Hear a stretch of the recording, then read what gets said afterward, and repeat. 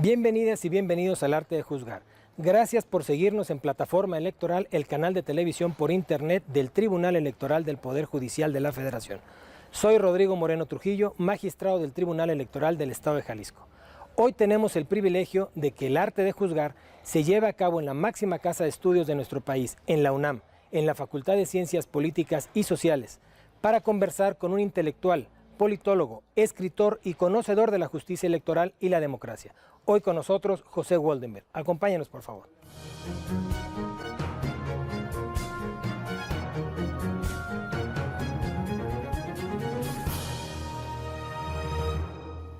Muy buenos días a quienes nos siguen en este programa, El Arte de Juzgar. Hoy tenemos el privilegio de estar en la oficina del doctor José Woldenberg, quien nos abre las puertas para platicar de algunos temas de democracia en México.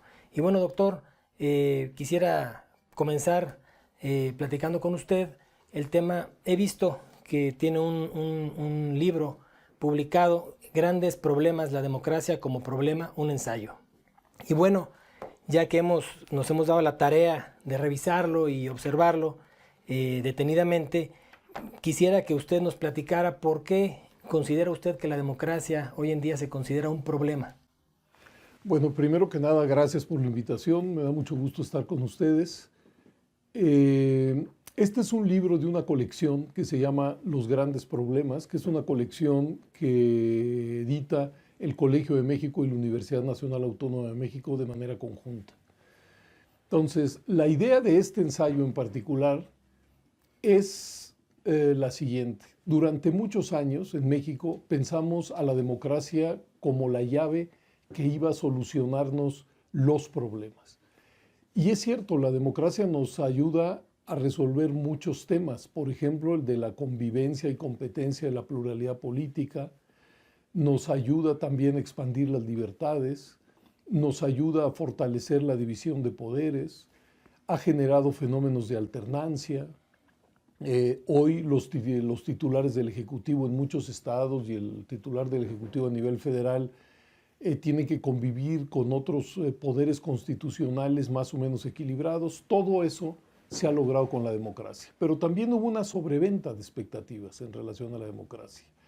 Había quien pensó que la democracia era la llave para que de un día a otro apareciera el Estado de Derecho, para abolir la corrupción.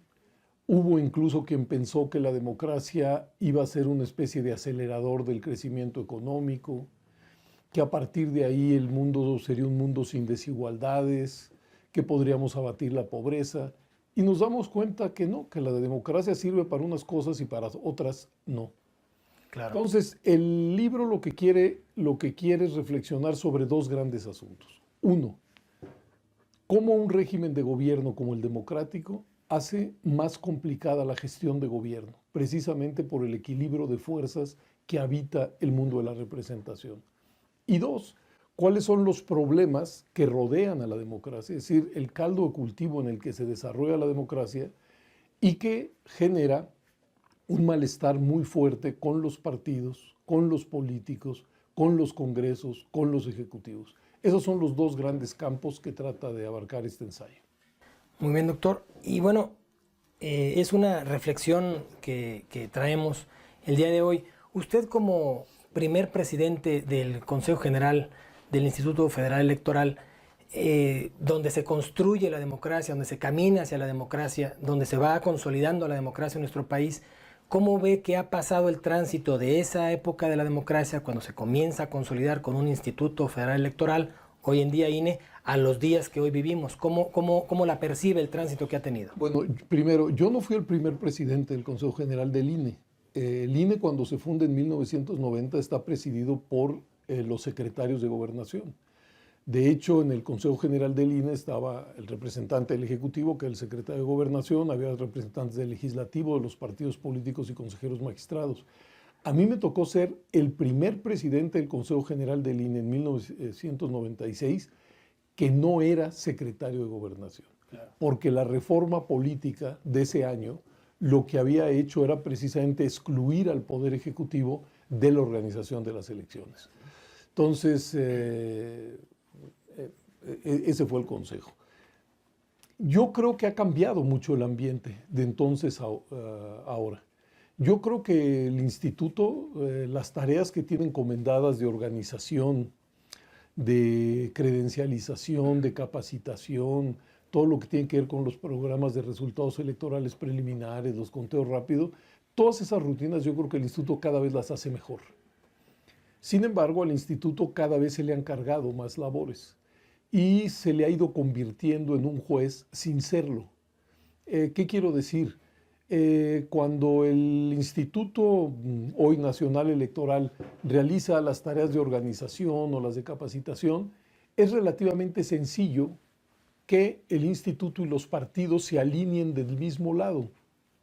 ¿Por qué? Porque tanto los partidos como el instituto, pues lo que quiere es que esas rutinas salgan bien, que no sean sesgadas, que den garantías de que son imparciales, etcétera, etcétera. Pero cuando el partido A acusa al partido B, en esos casos el Instituto Nacional Electoral no puede dejar satisfecho a ambas partes. Y eso creo que está desgastando a la institución. Yo he señalado una y otra vez que todos los conflictos deberían desahogarse a través de las salas del Tribunal Electoral, para que al final llegaran a la sala central. Porque para eso se construyen tribunales, para dirimir los litigios. En cambio, una autoridad administrativa como el INE, no creo que sea su labor estar tratando de resolver litigios entre los diferentes partidos. Pero más allá de eso, creo que en el ambiente también ha cambiado. Yo creo que las elecciones, digamos, desde los años 80, de los años 90, incluso las primeras en los años 2000, eran elecciones que estaban fuertemente cargadas por una esperanza.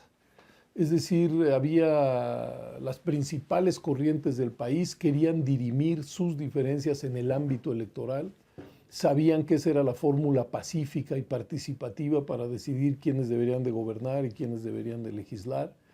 Y había una esperanza en que pues, este equilibrio entre las fuerzas políticas, los fenómenos de alternancia, una mayor vigilancia de los congresos sobre los ejecutivos, etcétera, etcétera, pues todo eso iba a ser en bien de la sociedad mexicana. Y sin embargo, como señala el libro, lo que ha sucedido es que esta naciente democracia se tiene que reproducir en un ambiente muy poco favorable. ¿Por qué? Porque la economía mexicana no ha crecido en los últimos años, porque no se generan los empleos formales que México requiere, porque muchos jóvenes no encuentran espacio ni en los centros de educación superior ni en la economía formal, porque hemos vivido migraciones enormes de mexicanos que han ido a los Estados Unidos, aunque eso ahora ha amainado. Si a todo eso se le añade que somos un país con marcadas desigualdades, ancestrales desigualdades que no han podido ser abatidas, que la pobreza parece imbatible, que los fenómenos de corrupción que quedan impunes están ahí, que hemos vivido pues, sacudidas por la violación de derechos humanos, como el caso de los estudiantes de la Normal de Ayotzinapa. Bueno, todo eso genera un ambiente que ha, creo yo, mermado la esperanza, que ha generado humores públicos muy agrios y que normalmente esos humores públicos se dirigen sobre todo, hacen responsables a los políticos, a los partidos, a los congresos, a los gobiernos de esa situación. Y el problema es que todos sabemos o deberíamos saber pues que no hay democracia sin partidos, sin políticos, sin congresos, sin gobiernos. Incluso, doctor, permítame, hay unas estadísticas que me llamaron mucho la atención, que usted hace referencia en su libro muy bien con lo que me viene diciendo ahora, nos platica aquí para el programa de El Arte de Juzgar, en donde la CEPAL y PNUD hacen un estudio y hacen números y hacen gráficas y hacen porcentajes de cuál es ese tipo de problemas. Y ese tipo de problemas a los que hoy en día estamos inmersos los mexicanos, ¿usted qué considera que puede favorecer? Si bien es cierto, hay esta carencia de temas, esta carencia de un gran área de oportunidad para todo este tipo de temas de la democracia, ¿cómo podríamos convertir el problema de la democracia en favorecer a la democracia? Sí, bueno, esa es la intención del libro. O sea, sí.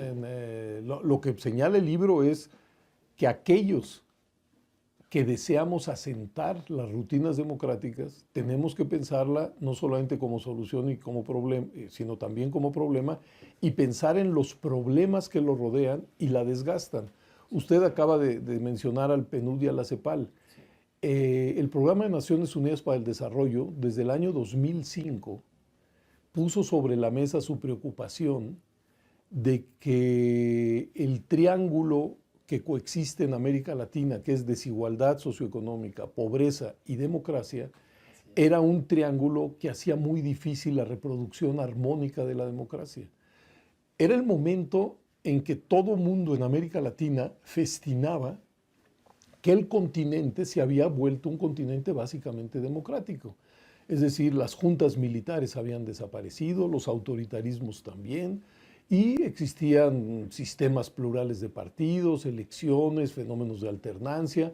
Todo eso era la buena nueva del continente. Pero decía PNUD, ¿cuánta pobreza y cuánta desigualdad puede soportar la reproducción de la democracia? Porque decía, esa desigualdad y esa pobreza generan un caldo de cultivo adverso a las rutinas democráticas. Pero eso era hace 10 años. Con posterioridad, la CEPAL puso sobre la mesa un tema muy similar, pero con otros énfasis, que era el tema de la cohesión social. La CEPAL decía que América Latina y sus países tenían un déficit de cohesión social. ¿Qué quiere decir cohesión social? Es ese sentimiento de pertenencia a un todo que hace que la gente se sienta incluida en un proyecto. Y decía, en América Latina, dadas las desigualdades y las franjas de pobreza, pues más que un sentido de pertenencia, lo que tenemos es una especie de archipiélagos, de grupos, de clases, de pandillas, que no se reconocen en ese todo mayor que sería la nación. Y la CEPAL, creo que con buen tino decía, ese sentimiento de pertenencia se construye, no se decreta.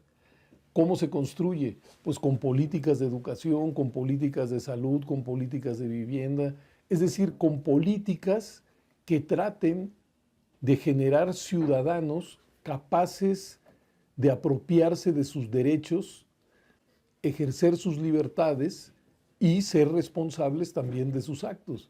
Y la CEPAL nos decía y nos alertaba, si no logramos construir cohesión social, nuestras democracias seguirán siendo democracias muy frágiles, muy débiles. Claro, e incluso también en el libro usted habla del famoso el Latinobarómetro. Ajá. Y en este tema nos dice, bueno, también me causó una reflexión. ¿Cómo es la pregunta si podría existir la democracia sin partidos políticos? Y muchos dicen que sí es posible, contrario a lo que otros países sostienen que no podría ser posible construir una democracia sin partidos. ¿Usted considera que sin partidos la democracia podría funcionar en nuestro país? No hay democracia sin partidos. Por eso hace esa pregunta del Latinobarómetro. Lo que el Latinobarómetro quiere ver en los diferentes países de América Latina es qué tanto los ciudadanos han entendido lo que es la democracia. Y entonces hace dos preguntas, entre muchas otras, un pool de preguntas. Una es, ¿puede existir la democracia sin partidos? ¿Puede existir la democracia sin Congreso? Y claro, quienes Hay un consenso universal. No hay democracia sin congresos y no hay sin partido. Pero eso es un consenso en el mundo académico, digamos. Lo que hace el Latinobarómetro es preguntarle a la gente de a pie. Y para mi sorpresa, el país o uno de los países donde menos se entiende eso es el nuestro. Es decir, no sé, en Uruguay, en Venezuela, en otros países, pues la respuesta es no, es decir, no puede haber democracia sin partidos, no puede haber democracia sin Congreso, pero en nuestro caso casi la mitad contestó que sí y la mitad contestó que no. Entonces yo lo que digo en el libro es que me temo que en relación a la democracia ni sabemos lo que es, eso es lo más triste, y luego tampoco la valoramos, porque luego hay otra serie de preguntas que hace el Latinobarómetro, entre otras, la de si mejoraran las condiciones de vida, estaría dispuesto a sacrificar democracia aunque fuera un régimen autoritario, y hay un porcentaje muy alto de gente que dice que sí. Creo que la pregunta está un poco más mal planteada, pero independientemente de eso, creo que sí recupera una pulsión que hay en la sociedad. Es decir, que eventualmente si las condiciones materiales de vida mejoraran, mucha gente estaría dispuesto a sacrificar libertades. Yo no, pero mucha gente sí.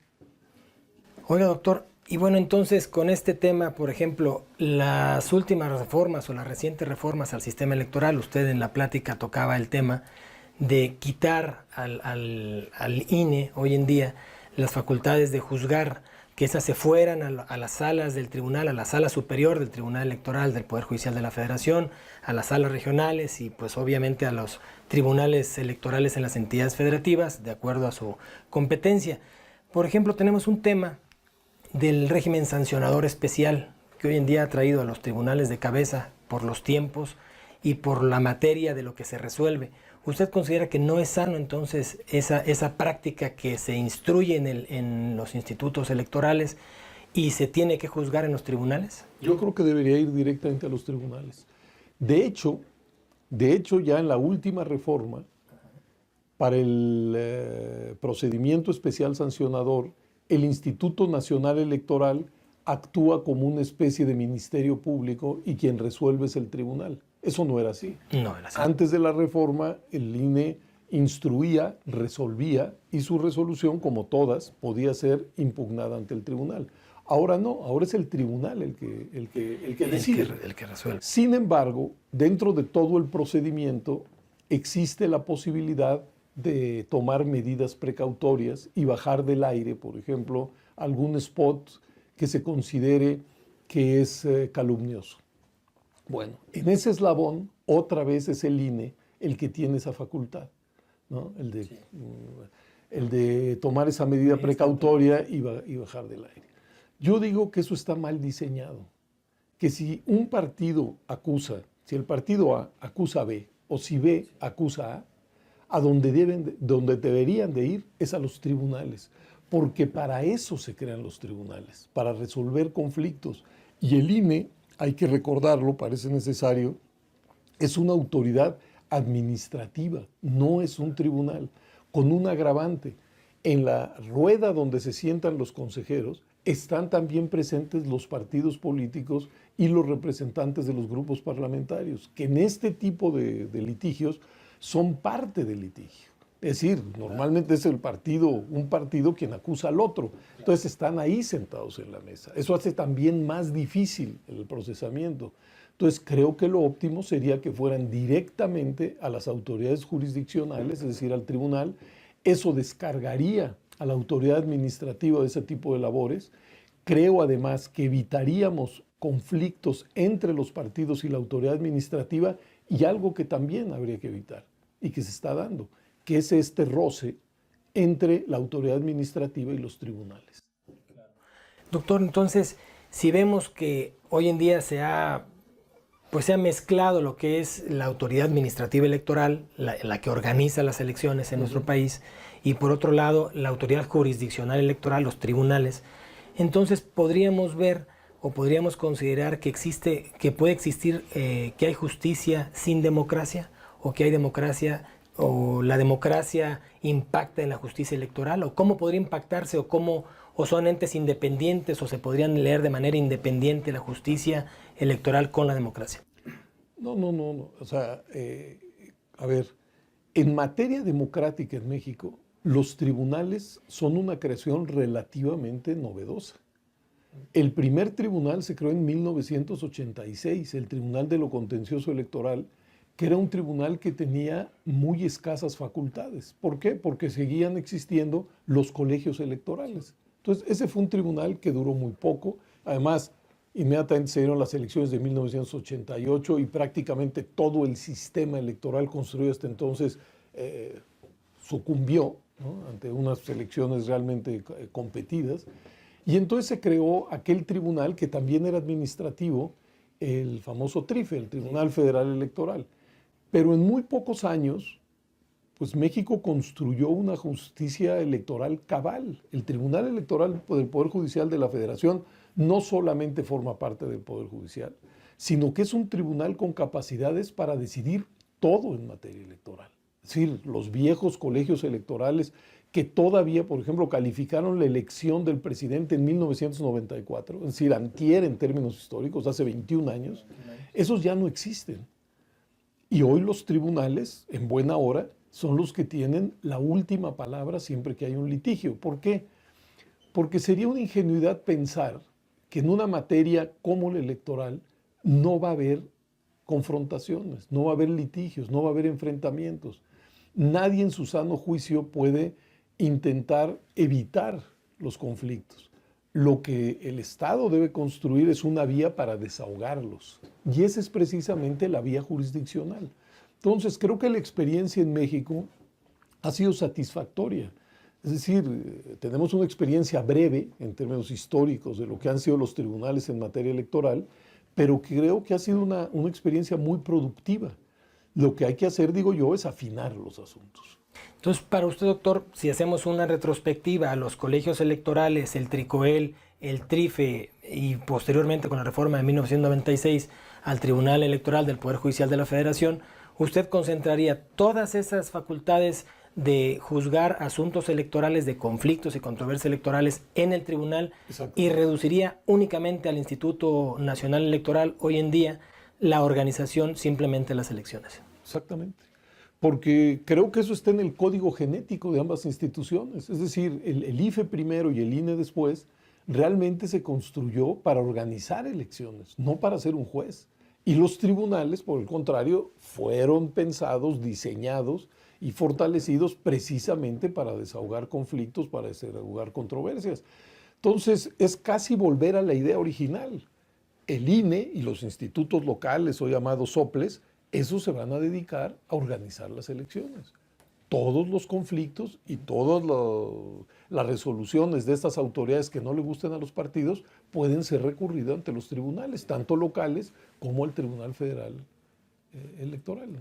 Doctor, y para concluir esta plática, me gustaría saber, bueno, ya nos ha dicho lo que nos trae el tema de hoy es grandes problemas, la democracia como un problema. Que insisto, la democracia es una solución. Sí. Y el título quiere ser un título provocador. Claro. ¿No? O sea, no es un libro que milite contra la democracia. Que lo que quiere hacer es pensar a la democracia como problema para fortalecerla. Llevarla a la reflexión, o saber dónde están los puntos, las áreas de oportunidad para mejorar nuestra democracia.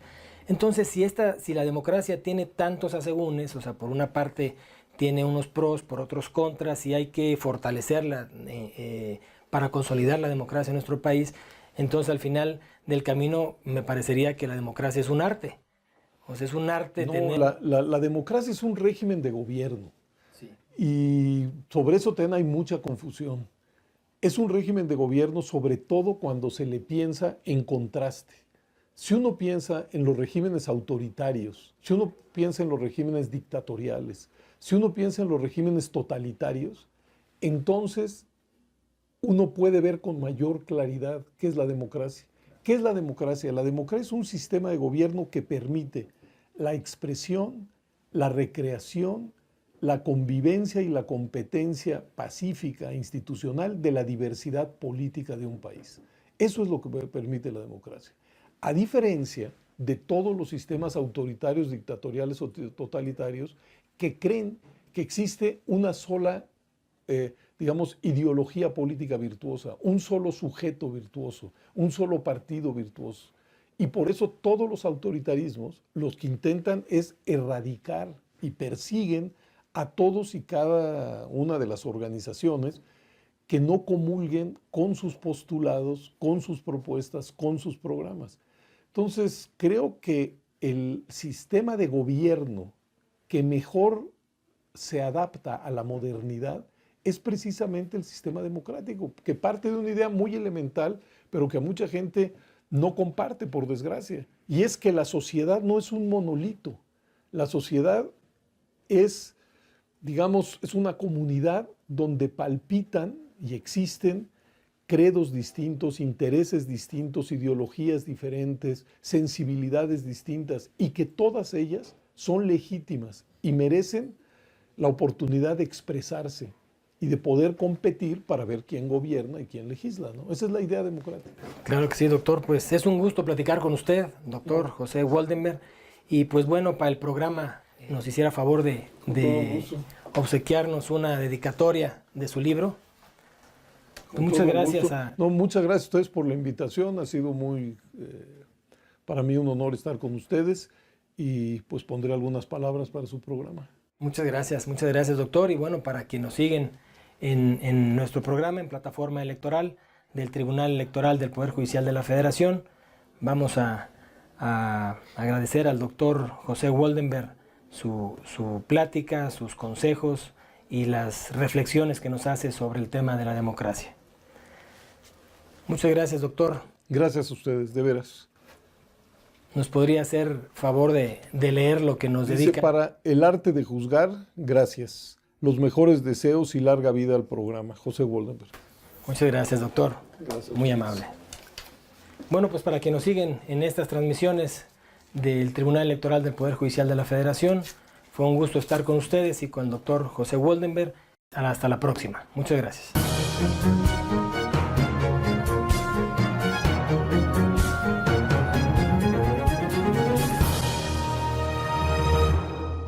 La democracia es cuestión de todos los días y de todos los ciudadanos, de grandes y pequeñas decisiones. En el Tribunal Electoral trabajamos para que tu voz sea respetada. Resolvemos a favor de la igualdad política entre mujeres y hombres. Defendemos las decisiones que toman con autonomía los pueblos y comunidades indígenas. Nuestras sentencias garantizan el respeto a tus derechos político-electorales, consolidan nuestra democracia. Tribunal Electoral del Poder Judicial de la Federación. Tú tomas la decisión. Nosotros la protegemos. Este año, elegiremos diputados federales y autoridades en 17 entidades federativas. Las y los mexicanos podemos tener la certeza de que contamos con instituciones fuertes. Muestra de ello es el reconocimiento que recibió el Tribunal Electoral como la mejor institución electoral del año, entre órganos de todo el mundo. Lo que ratifica nuestro trabajo de cara al proceso electoral 2015. Tribunal Electoral del Poder Judicial de la Federación. Tú tomas la decisión, nosotros la protegemos.